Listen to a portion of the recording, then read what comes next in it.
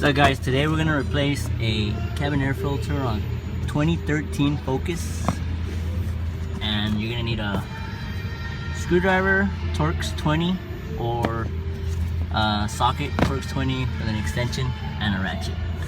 First, you gotta take off this little clips, 1 and 2, and just take this off, come off, then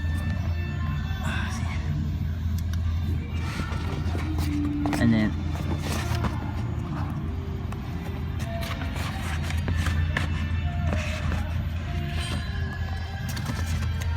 try and focus here. You guys can see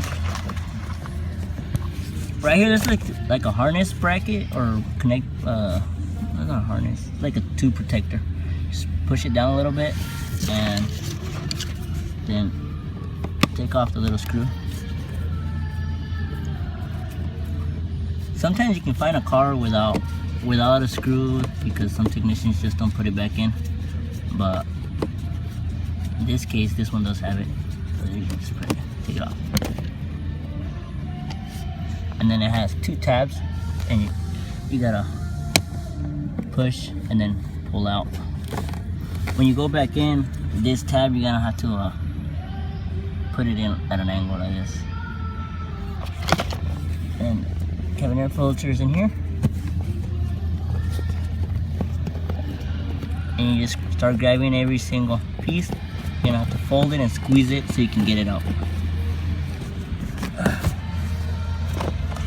This one's pretty new, but the customer still wants to replace it, but we're gonna replace it. Your cabin air filter, usually depending on how you drive, the places you drive, it'll probably be dirty every 15 to 20,000 miles. That's what Ford recommends, 20,000 miles. Right now what I'm doing, I'm just squeezing this, squeezing it so I can get it in, shove it in there. And then once you have it in there, it'll pop back into place. You just squeeze it in, and you want to have the foam thing facing you. You go in like this, at an angle.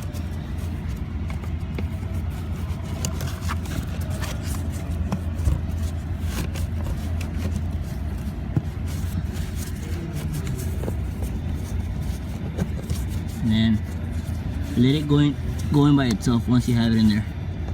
And then just so you make sure it's not squished, just go like this, in and out. Milo, those parts came in for that rear main stuff, rear main seal, just so you know.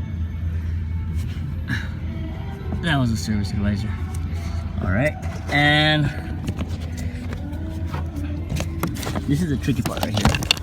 Putting the cover back on.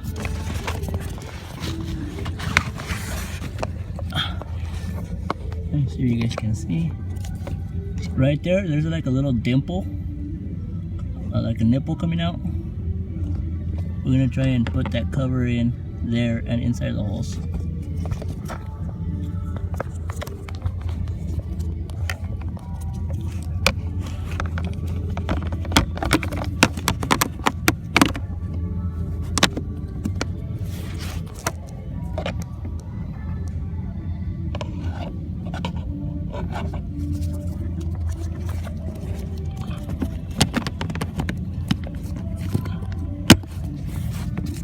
There. Sorry you guys couldn't see, but it's in there now. And then the tabs are locked.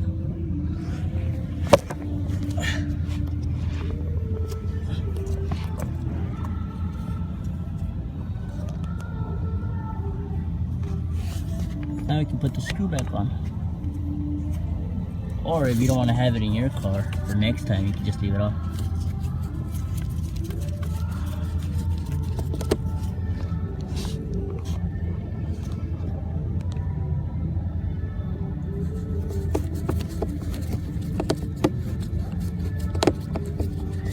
Once again, I apologize for the video. Might be a little crappy, but and then this little cover has little tabs too, and they will go inside where the fuse box is at.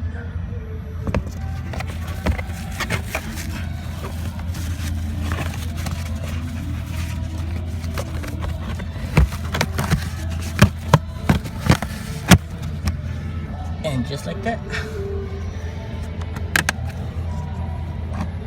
put the little pins back on and you're good to go.